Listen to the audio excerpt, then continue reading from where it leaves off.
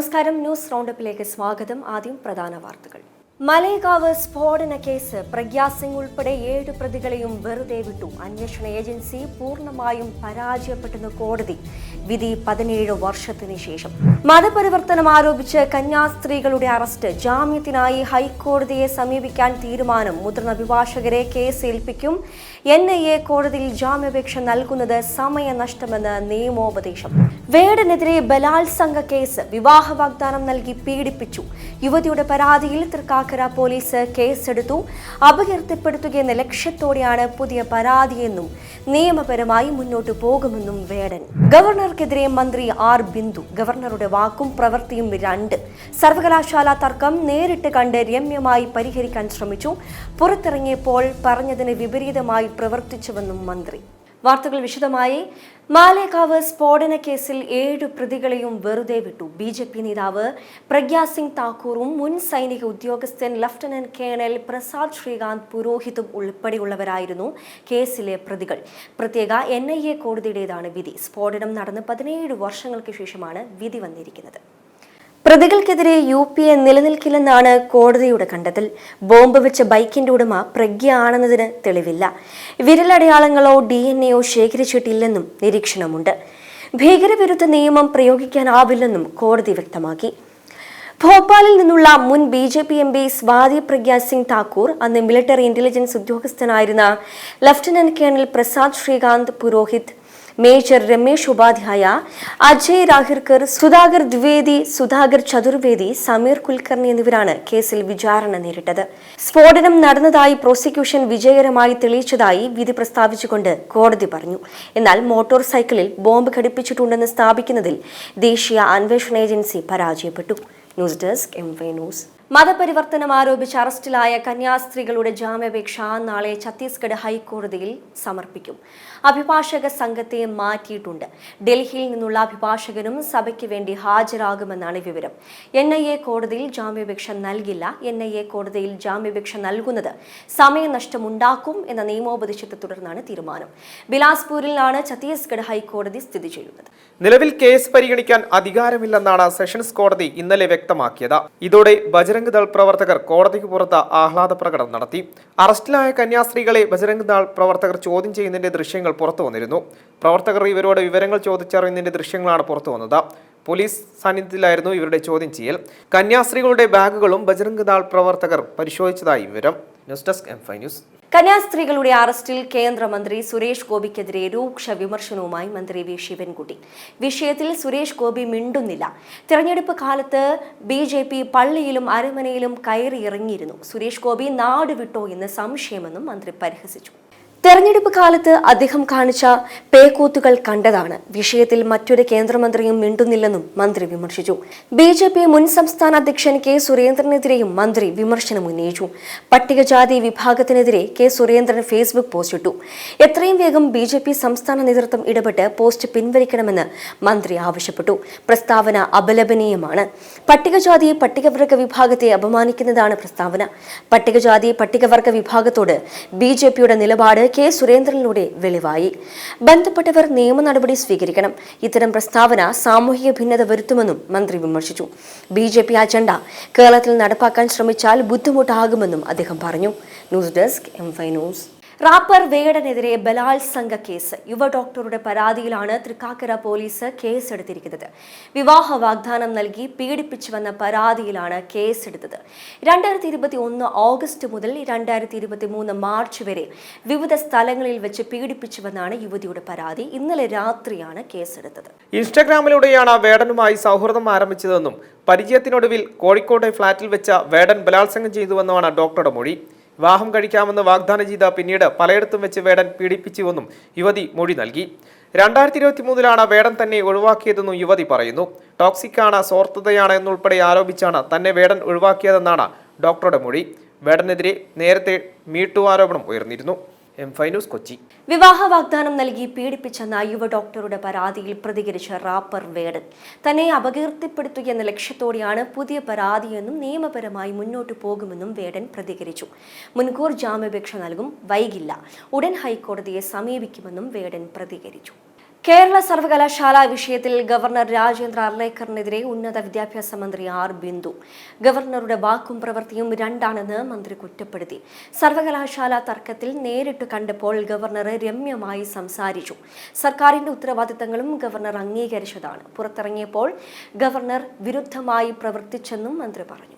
ഉന്നത വിദ്യാഭ്യാസ മേഖലയിൽ ഭരണഘടനാപരമായ അവകാശങ്ങൾ നിലനിന്നു പോകാൻ കലാലയങ്ങൾ നിതാന്ത ജാഗ്രത പുലർത്തണമെന്ന് മന്ത്രി ആർ ബിന്ദു മലപ്പുറം ഗവൺമെന്റ് കോളേജിൽ പുതുതായി നിർമ്മിച്ച PG ബ്ലോക്കിന്റെ ഉദ്ഘാടനം നിർവഹിച്ച് സംസാരിക്കുകയായിരുന്നു മന്ത്രി. ഏറ്റവും പ്രധാനപ്പെട്ട ഭരണഘടനാ മൂല്യമായ മതേതരത്വത്തെ കലാലയങ്ങൾ ഉയർത്തിപ്പിടിക്കണമെന്നും ഉന്നത വിദ്യാഭ്യാസ മേഖലയെ സഹായിക്കേണ്ടവർ തന്നെ അതിനെ പുറകോട്ടടിപ്പിക്കുന്ന സാഹചര്യമാണ് ഇപ്പോഴുള്ളതെന്നും മന്ത്രി പറഞ്ഞു. അമ്മ സംഘടന തിരഞ്ഞെടുപ്പിൽ നിന്ന് നടൻ ജഗദീഷ് പിന്മാറി. ഇന്നലെയാണ് പത്രിക പിൻവലിക്കാൻ അപേക്ഷ നൽകിയത്. വനിതാ പ്രസിഡന്റ് സ്ഥാനത്തേക്ക് വരുന്നതിനെ അംഗീകരിച്ചാണ് ജഗദീഷ് പിൻവാങ്ങിയത്. മോഹൻലാൽ, മമ്മൂട്ടി, സുരേഷ് ഗോപി എന്നിവരുമായുള്ള ചർച്ചയ്ക്ക് ശേഷമാണ് ജഗദീഷ് നാമനിർദ്ദേശ പത്രിക പിൻവലിക്കാനുള്ള തീരുമാനമെടുത്തത്. പ്രസിഡന്റ് സ്ഥാനത്തേക്ക് പത്രിക നൽകിയ ജയൻ ചേർത്തല, രവീന്ദ്രൻ എന്നിവർ നേരത്തെ പിന്മാറിയിരുന്നു. നടൻ അനൂപ് ചന്ദ്രൻ പ്രസിഡന്റ്, ജനറൽ സെക്രട്ടറി സ്ഥാനങ്ങളിലേക്ക് പത്രിക നൽകിയിട്ടുണ്ട്. അതേസമയം ഏത് സാഹചര്യത്തിലും മത്സരിക്കുമെന്ന നിലപാടിലാണ് നടൻ ദേവൻ. തിരഞ്ഞെടുപ്പ് പ്രക്രിയ പുരോഗമിക്കുന്നതിനിടയിൽ വാർത്താ സമ്മേളനം നടത്തിയ ദേവന്റെ നടപടിക്കെതിരെ ഒരു വിഭാഗം രംഗത്തുണ്ട്. M5 news, Kochi. നടി മാല പാർവതിയുടെ ചിത്രങ്ങൾ മോർഫ് ചെയ്തെന്ന പരാതിയിൽ സൈബർ പോലീസ് കേസെടുത്തു. മനേഷ് എന്ന ഫേസ്ബുക്ക് ഐഡിയാണ് ചിത്രങ്ങൾ മോർഫ് ചെയ്ത് പ്രചരിപ്പിച്ചത്. ഇന്നലെയാണ് മാല പാർവതി പരാതി നൽകിയത്. മാല പാർവതിയുടെ പേരിൽ 10,000-ലധികം അംഗങ്ങളുള്ള ഫേസ്ബുക്ക് പേജിലാണ് മോർഫ് ചെയ്ത ചിത്രങ്ങൾ പ്രചരിപ്പിച്ചത്. മാനേജറാണ് ഇക്കാര്യം ശ്രദ്ധയിൽപ്പെടുത്തിയതെന്ന് മാല പാർവതി പറയുന്നു. തന്റെ മാത്രമല്ല നിരവധി സ്ത്രീകളുടെ ഫോട്ടോകൾ ഇത്തരത്തിൽ മോർഫ് ചെയ്ത് പങ്കുവെക്കുന്നുണ്ടെന്നും നടി പ്രതികരിച്ചു. പ്രതികളെ പിടികൂടുന്നവരെ പിന്നോട്ടു പോകില്ലെന്നും മാല പാർവതി പറഞ്ഞു. സംസ്ഥാനത്ത് തെരുവ് നായ ദയാവധം നടപ്പിലാക്കാൻ സാധിക്കില്ലെന്ന് മന്ത്രി MP രാജേഷ്. നിലവിലെ നിയമത്തിൽ അത്തരം സാധ്യതകളില്ലെന്നും നിലവിലെ നിയമവുമായി മുന്നോട്ടു പോകുമെന്നും മന്ത്രി വ്യക്തമാക്കി. ഇന്നലെ പറഞ്ഞത് തെരുവ് നായ ദയാവധം തൽക്കാലം നടപ്പാക്കാൻ പാടില്ല എന്നതാണ്. ഇപ്പോൾ കോടതിയുടെ ഭാഗത്തുനിന്ന് വ്യക്തമായിട്ട് എന്താണ് വരുന്നത് നമുക്ക് നോക്കാം. എന്താണ് വ്യക്തമായിട്ടുള്ള നിർദ്ദേശം നോക്കാം. നിലവിലുള്ള നിയമമനുസരിച്ചുള്ള നടപടികളാണ് സംസ്ഥാന സർക്കാരിന് സ്വീകരിക്കാനാവുക. ആ നടപടികൾ ഇപ്പോൾ സർക്കാർ സ്വീകരിച്ചുകൊണ്ടിരിക്കുന്നുണ്ട്. ബാക്കി വിശദമായിട്ട് ഞാൻ പറയുന്നുണ്ട്. എല്ലാം ഇപ്പോൾ പറയുന്നുണ്ട്. കുറച്ച് പറയാനുണ്ട്, അപ്പോൾ വിശദമായിട്ട് പറയാം. എസ്റ്റേറ്റ് ഇടനിലക്കാരൻ മുഹമ്മദ് ആട്ടൂർ എന്ന മാമി തിരോധാന കേസിൽ പോലീസ് അന്വേഷണത്തിൽ ഗുരുതര വീഴ്ചയെന്ന് ക്രൈംബ്രാഞ്ച് റിപ്പോർട്ട്. നിർണായക തെളിവായ CCTV ദൃശ്യങ്ങൾ ശേഖരിച്ചില്ലെന്നും റിപ്പോർട്ടിൽ പറയുന്നു. സംഭവത്തിൽ SI ഉൾപ്പെടെ 4 ഉദ്യോഗസ്ഥർക്കെതിരെ അന്വേഷണത്തിന് ശുപാർശ ചെയ്തു. BJP നേതാവ് K സുരേന്ദ്രന്റെ നാമധാരി പരാമർശത്തെ വിമർശിച്ച് വിദ്യാഭ്യാസ മന്ത്രി V ശിവൻകുട്ടി. ഫേസ്ബുക്ക് കുറിപ്പിലൂടെയായിരുന്നു പ്രതികരണം. സുരേന്ദ്രന്റെ പോസ്റ്റ് ഇന്ത്യയിലെ തന്നെ പട്ടിക വിഭാഗത്തെ അപമാനിക്കുന്നതിന് തുല്യമാണെന്നായിരുന്നു ശിവൻകുട്ടിയുടെ പ്രതികരണം. പട്ടികജാതി വിഭാഗങ്ങളെ ആക്ഷേപിക്കുന്ന നിലപാടാണിത്. BJP സംസ്ഥാന നേതൃത്വം ഇടപെട്ട് അത് പിൻവലിക്കാൻ ആവശ്യപ്പെടണമെന്നും V ശിവൻകുട്ടി പറഞ്ഞു. അദ്ദേഹം ഭരണഘടന ലംഘിച്ചു. ഭരണഘടനാ ലംഘനം നടത്തിയതിനാൽ അദ്ദേഹത്തിനെതിരെ നിയമ നടപടി സ്വീകരിക്കണം. പട്ടികജാതി വിഭാഗക്കാരെ ഒന്നടങ്കം ആക്ഷേപിക്കുന്നതാണ് പരാമർശം. മുസ്ലിം ക്രിസ്ത്യൻ സമുദായങ്ങളോടുള്ള BJP മനോഭാവം ബോധ്യപ്പെട്ടു. ഇപ്പോൾ പട്ടികജാതി വിഭാഗക്കാരോടും അതേ നിലപാടാണ് സ്വീകരിക്കുന്നത്. പൊതുസമൂഹം ഇത്തരം വിദ്വേഷ പ്രചാരണങ്ങൾക്കെതിരെ രംഗത്തെത്തണം. ഒരു വ്യക്തിയുടെ മാത്രം നിലപാടല്ല ഇതെന്നും BJPയുടെ നിലപാടാണെന്നും ശിവൻകുട്ടി കൂട്ടിച്ചേർത്തു. News desk, M5 news. Kerala സർവകലാശാല ഭരണ പ്രതിസന്ധി കൂടുതൽ രൂക്ഷമായി. രജിസ്ട്രാർ KS അനിൽകുമാറിനെതിരെയുള്ള നടപടികൾ കടുപ്പിച്ച് VC ഡോക്ടർ മോഹനൻ കുന്നുമ്മൽ. അനിൽകുമാറിന്റെ ശമ്പളം തടയണമെന്ന കർശന നിർദ്ദേശം ഫൈനാൻസ് ഓഫീസർക്ക് നൽകി. ഇടത് സിൻഡിക്കേറ്റ് അംഗങ്ങളുടെ സമ്മർദ്ദത്തിന് വഴങ്ങി അനിൽകുമാറിന് ശമ്പളം അനുവദിച്ചാൽ നടപടി സ്വീകരിക്കുമെന്നാണ് താക്കീത്. പ്രശ്നപരിഹാരത്തിനായി സിൻഡിക്കേറ്റ് യോഗം വിളിക്കാനും VC തയ്യാറായിട്ടില്ല. സെപ്റ്റംബർ ആദ്യവാരം യോഗം വിളിക്കുമെന്ന നിലപാടിലാണ് മോഹനൻ കുന്നുമ്മൽ. സമവായത്തിന് സർക്കാർ ശ്രമിച്ചിട്ടും VC വിട്ടുവീഴ്ചയ്ക്ക് തയ്യാറായില്ല. KS അനിൽകുമാറിൽ നിന്നും ഫയൽ ആക്സസ് പിൻവലിച്ച മിനി കാപ്പന് നൽകിയിരുന്നു. രജിസ്ട്രാറെ സസ്പെൻഡ് ചെയ്ത നടപടി പിൻവലിക്കാതെ സമവായത്തിന് വഴങ്ങില്ലെന്ന നിലപാടിൽ ഉറച്ചു നിൽക്കുകയാണ് VC. സസ്പെൻഷന്റെ പശ്ചാത്തലത്തിൽ അനിൽകുമാറിന്റെ ശമ്പളം തടയണമെന്നാണ് VCയുടെ ആവശ്യം. ഉന്നത വിദ്യാഭ്യാസ വകുപ്പ് മന്ത്രി ഉൾപ്പെടെ പ്രശ്നത്തിൽ ഇടപെട്ട സിൻഡിക്കേറ്റ് യോഗം ഉണ്ടാകുമെന്ന് പരസ്യമായി പ്രഖ്യാപിച്ചെങ്കിലും മോഹനൻ കുന്നുമ്മൽ അയൊന്ന മട്ടില്ല. രജിസ്ട്രാർ KS അനിൽകുമാറിന്റെ ഔദ്യോഗിക വാഹനം തടയാൻ കഴിഞ്ഞ ദിവസം VC നടത്തിയ നീക്കം സർവകലാശാല തള്ളിയിരുന്നു. സെക്യൂരിറ്റി ഓഫീസറോട് ഡ്രൈവറിൽ നിന്ന് വാഹനത്തിന്റെ താക്കോൽ വാങ്ങി മിനി കാപ്പനെ ഏൽപ്പിക്കാനായിരുന്നു VCയുടെ ഉത്തരവ്. എന്നാൽ ഔദ്യോഗിക വാഹനത്തിൽ തന്നെ രജിസ്ട്രാർ എത്തി. കഴിഞ്ഞ ദിവസം രജിസ്ട്രാർ കെ എസ് അനിൽകുമാറിനെ ഒഴിവാക്കി മോഹൻ കുന്നുമ്മൽ ഓൺലൈൻ യോഗം വിളിച്ചതും ഏറെ ചർച്ചയായിരുന്നു. M5 news, Thiruvananthapuram. ഇത്തവണത്തെ ഓണത്തിന് ഓണം കുടുംബശ്രീയോടൊപ്പം പദ്ധതിയുമായി സംസ്ഥാന സർക്കാർ കുടുംബശ്രീ സംരംഭകരുടെ ഉൽപ്പന്നങ്ങൾ ഉൾക്കൊള്ളിച്ച 299 രൂപയുടെ ഓണക്കിറ്റുകളാണ് തയ്യാറാക്കിയിരിക്കുന്നതെന്ന് മന്ത്രി MP രാജേഷ് പറഞ്ഞു. തിരുവനന്തപുരത്ത് കുടുംബശ്രീ മാധ്യമ ശില്പശാലയിൽ പങ്കെടുത്ത് സംസാരിക്കുകയായിരുന്നു അദ്ദേഹം. 9 ഇനങ്ങൾ അടങ്ങുന്ന കിറ്റുകൾ സൂപ്പർ മാർക്കറ്റുകൾ വഴിയും ഓൺലൈൻ വഴിയും ഇന്ത്യക്കകത്തും പുറത്തും ലഭ്യമാകുമെന്നും മന്ത്രി കൂട്ടിച്ചേർത്തു. ഇത്തവണത്തെ ഓണം കുടുംബശ്രീയോടൊപ്പം എന്ന ഒരു ടാഗ് ലൈനോട് കൂടി അതിനു വേണ്ടിയിട്ട് വിപുലമായ തയ്യാറെടുപ്പ് കുടുംബശ്രീ നടത്തുകയാണ്. 5000 ഗിഫ്റ്റ് ഹാമ്പറുകൾ കുടുംബശ്രീ പുറത്തിറക്കുന്നുണ്ട്. പോക്കറ്റ് മാർട്ടിലൂടെ ഓൺലൈനായി തന്നെ ഇവ കേരളത്തിലും ഇന്ത്യക്കകത്തും പുറത്തുമൊക്കെ ലഭ്യമാക്കാനാണ് ഉദ്ദേശിക്കുന്നത്. അത് 9 ഉൽപ്പന്നങ്ങളാണ്. ഓണത്തിന് ആവശ്യമായിട്ടുള്ള 9 ഉൽപ്പന്നങ്ങൾ അടങ്ങിയതാണ് ഈ ഗിഫ്റ്റ് ഹാമ്പറുകൾ. അതിന് 799 രൂപയാണ് വില. കൊറിയർ ചാർജ് ഇല്ല.